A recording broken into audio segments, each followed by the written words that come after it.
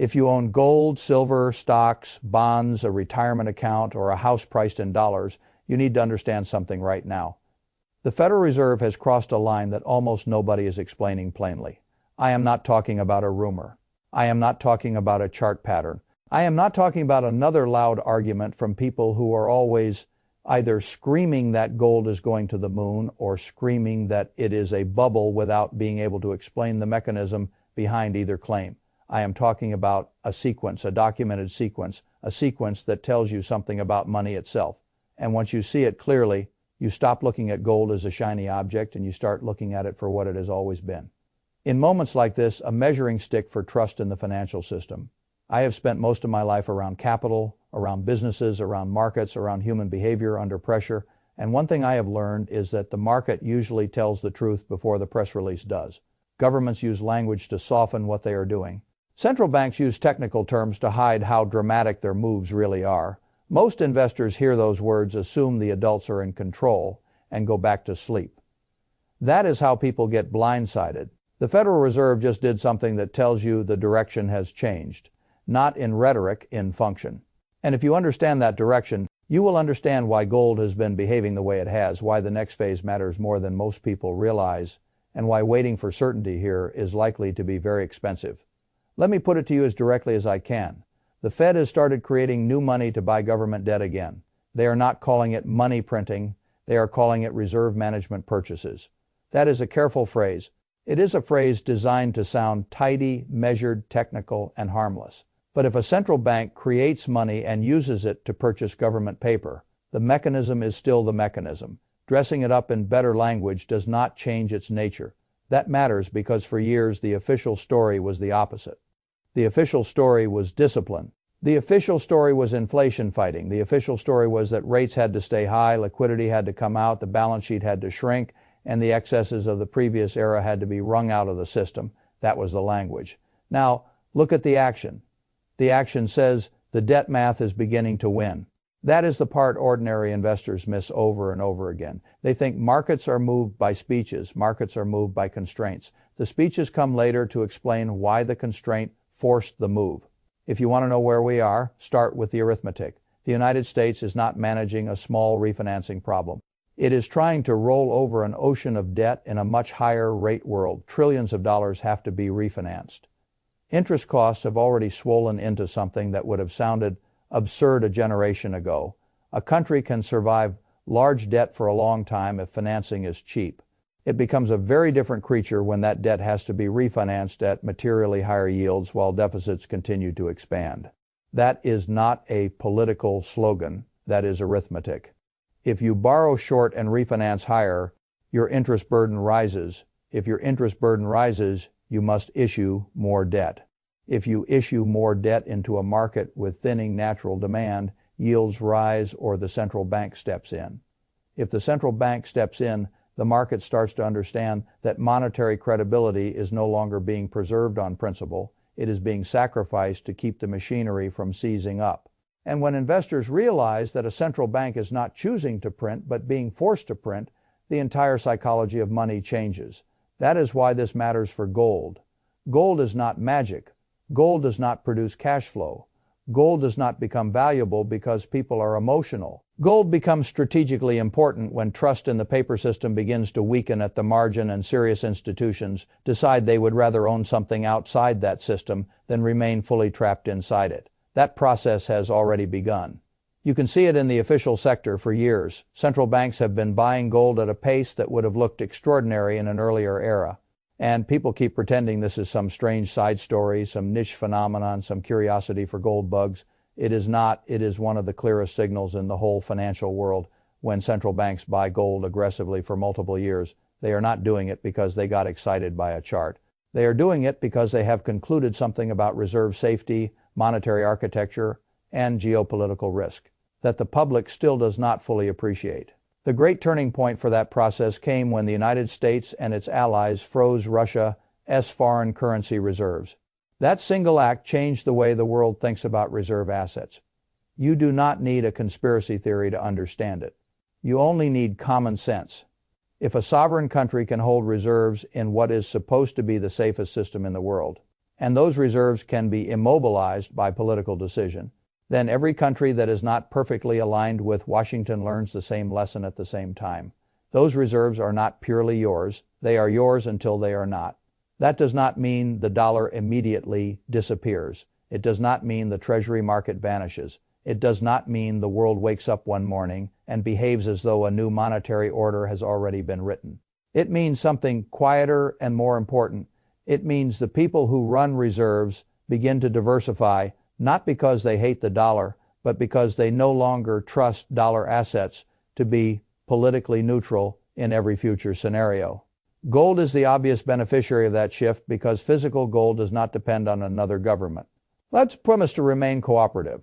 It does not need a payment network to function. It does not sit as a liability on someone else's balance sheet. It cannot be created with a keyboard. It cannot be frozen with a keystroke once it is properly held. That is why I view the current gold bull market as something larger than a normal commodity rally.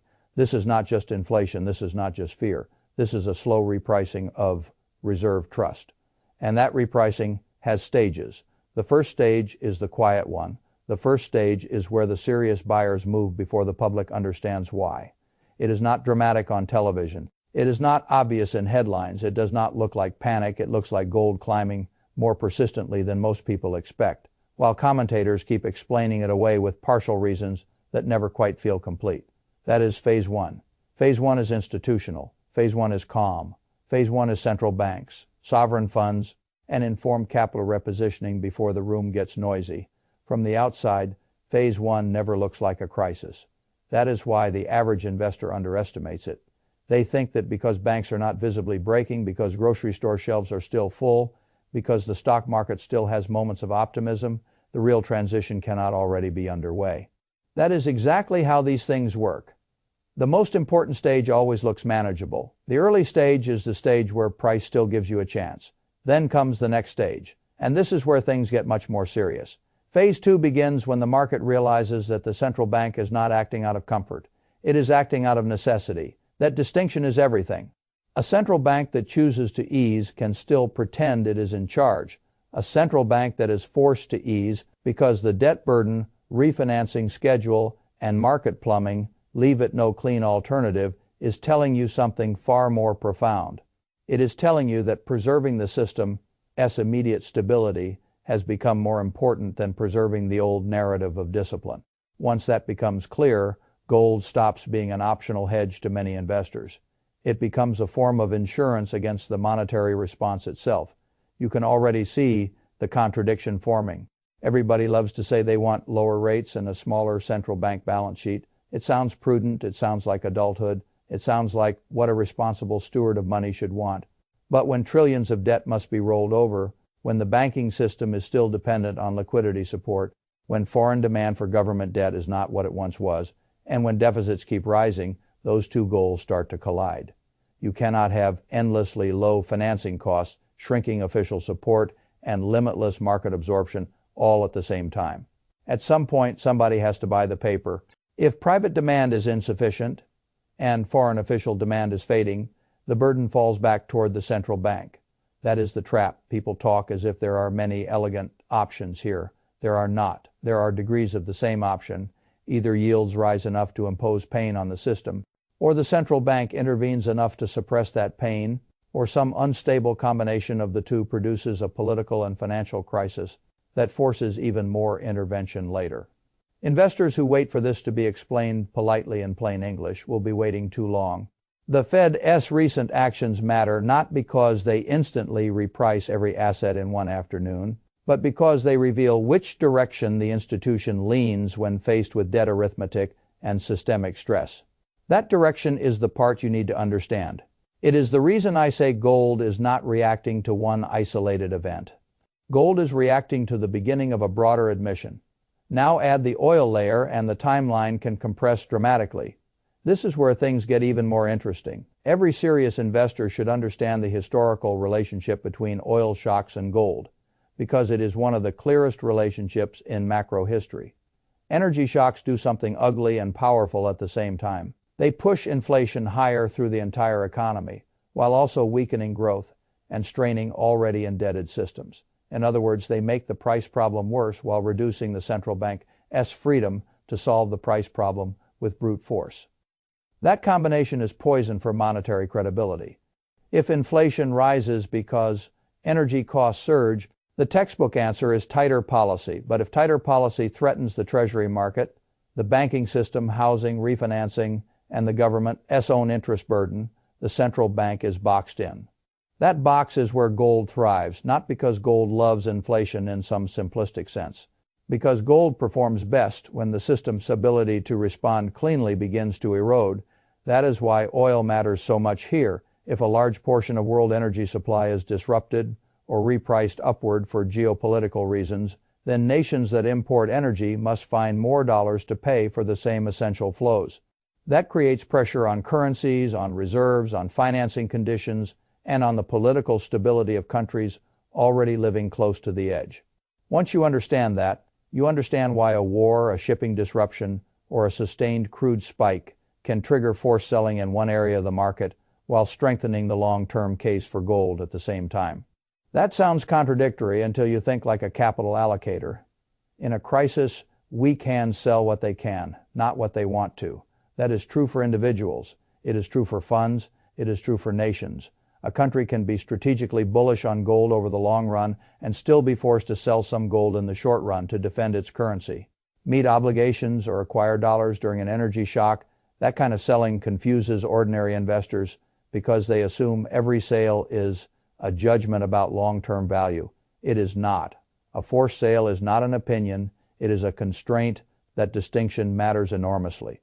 When a central bank sells under pressure, many retail investors look at the falling price and conclude the whole bull market thesis is dead. What I see is different. I see a reset inside a larger trend. I have watched enough cycles to know that major moves rarely unfold in straight lines. A great bull market always shakes out people who only liked it at higher prices. It always finds a way to convert weak conviction into supply. It always creates moments where something structurally bullish appears broken, because that is how markets test whether the ownership base is emotional or durable. Gold does this repeatedly. Forced liquidation hits. Price falls harder than casual holders expected. They tell themselves the story has changed. They sell. Then the forced selling exhausts itself. The structural drivers remain serious accumulation resumes, and the move that looked dead starts again from a much stronger base. That is what a real reset looks like. It clears out lazy thinking. It punishes borrowed conviction. It creates the floor for the next leg. That is why I do not confuse a reset with an ending. In fact, in many long trends, the reset is the part that matters most. It is the point where the ownership transfers from people who wanted a clean ride to people who understand the mechanism well enough to sit through turbulence. And in this cycle, the reset may be larger because the underlying fiscal and monetary pressures are larger. The debt burden now is not a scaled-up version of older periods. It is qualitatively different in size and implications. The institutional demand for gold now is not what it was in the 1970s or the 1900s. The geopolitical environment is more fragmented. The reserve question is more active. The trust question is more openly strategic. The fiscal room in the developed world is thinner. The global system is more leveraged. When you stack all of that together, the setup becomes unusually powerful. That does not mean you buy recklessly. It means you stop treating gold as a fringe asset and start treating it as a referendum on policy credibility. Now let me say something many people do not want to hear. If this continues, there is a third stage. I am not telling you it is tomorrow morning. I am not trying to frighten you. I am trying to show you the roadmap. Phase 3 is what happens if fiscal reform does not arrive in meaningful form. If debt service keeps climbing, if the bond market keeps demanding compensation for absorbing more supply, and if the central bank becomes the buyer that must repeatedly step in because the alternative is disorder. That is when a government bond spiral becomes a serious risk. The mechanism is brutally simple. Higher yields increase interest expense. Higher interest expense increases borrowing needs. Higher borrowing needs increase bond issuance. More supply demands either more buyers or higher yields. Higher yields then worsen the interest burden again. It feeds itself. At some point, if the private market will not absorb enough of that supply at politically tolerable rates, the central bank ends up doing what central banks always do in these situations. It buys what the market will not. That is when currency dilution moves from background process to active political necessity.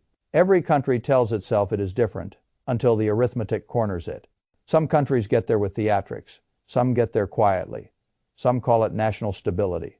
Some call it emergency liquidity. Some call it yield management. Some call it reserve support. The name changes, the mechanism does not.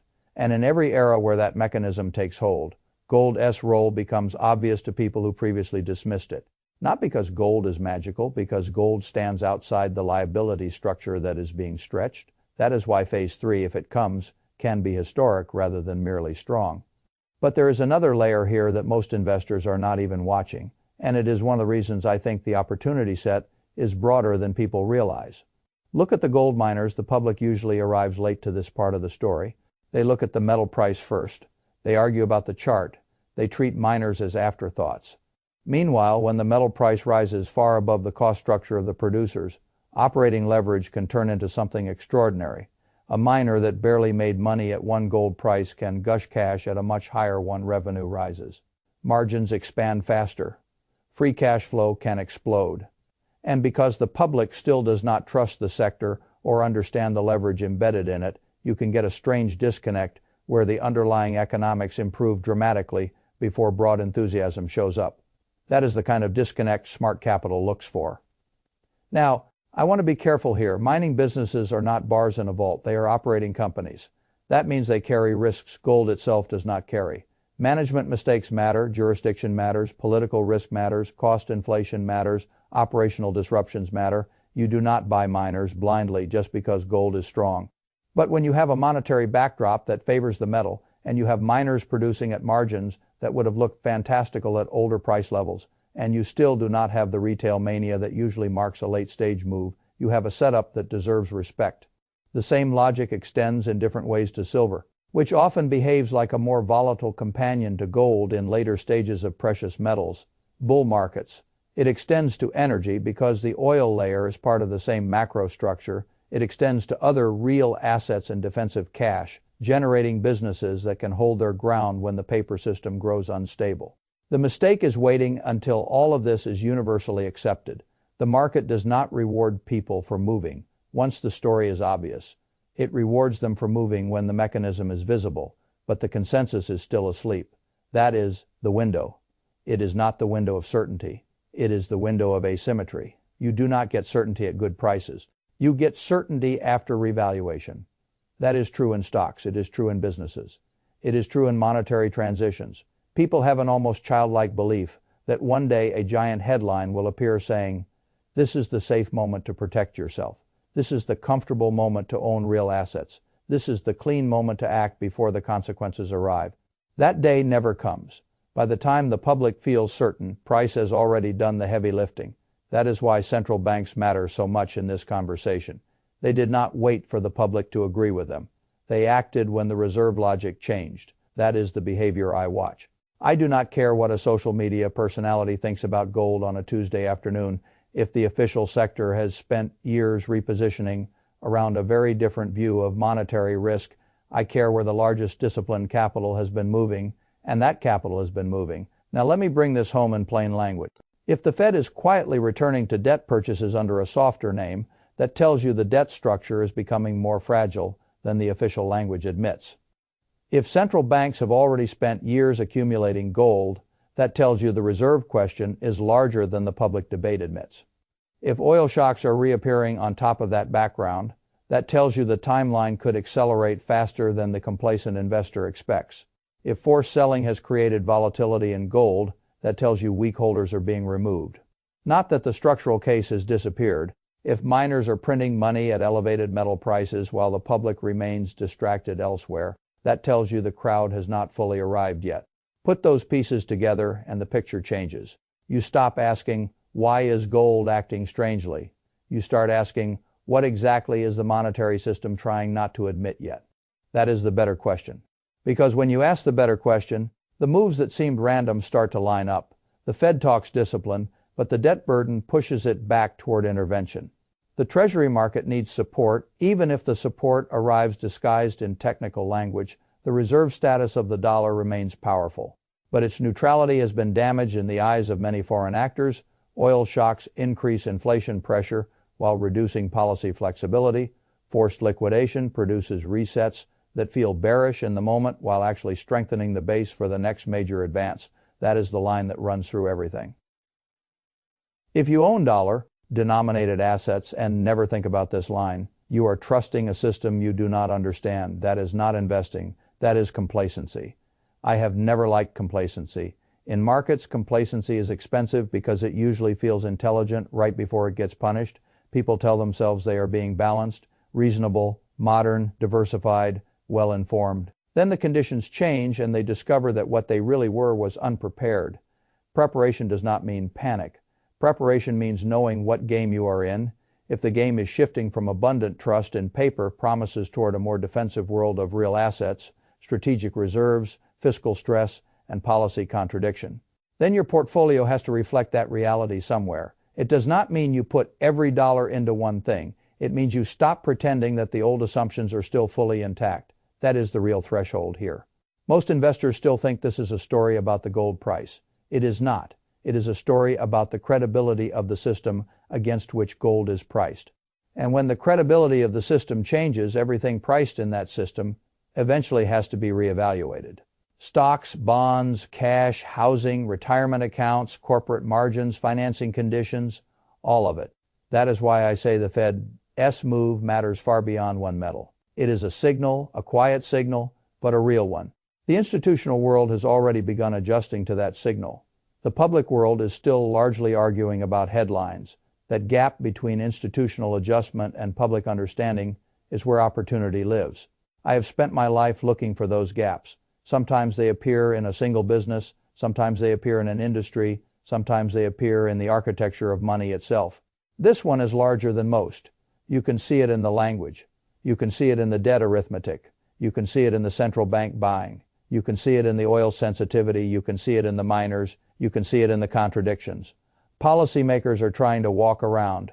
When enough pieces point in the same direction, I pay attention. Not because I enjoy dramatic forecasts, because I respect incentives and constraints. And the constraints are getting louder. So here is what I would tell you if you were sitting across from me. Do not wait for the television to explain this. Well, it will be late. Do not wait for every strategist to agree. They never will. And by the time most of them sound comfortable, price will have moved. Do not confuse a reset inside a bull market with proof that the larger thesis failed. Do not assume that technical language from the Fed means the action underneath is small. Do not assume that because the system still appears orderly from the outside, the early stages of transition are not already underway. And do not make the fatal mistake of thinking you will be emotionally ready to act after the crowd understands it. You will not. If you need the crowd, you are already late. That is true in stock investing. It is true in crises. It is true in human behavior. It is especially true in monetary turning points. The people who do best in these moments are not the smartest in a classroom sense. They are the people who can identify the mechanism early enough, trust it enough, and act before the easy part of the move is gone. That is the test. Not whether you can predict the exact week, not whether you can argue about charts, not whether you can impress somebody with jargon. The test is whether you understand what the system is being forced to do, and whether you are willing to position yourself before the explanation becomes socially comfortable. Because once it becomes socially comfortable, it will also be financially expensive. The Fed has already moved. The debt math is already speaking. The reserve world is already adjusted. The oil layer is already active. The reset is already doing its work. The only real question left is whether you are still waiting for permission to understand what is now right in front of you. That is the line. That is the threshold. And if you cross it before the crowd does, you will not look back on this period as the moment gold got noisy. You will look back on it as the moment the monetary system started telling the truth through its actions, and most people were still listening to the words,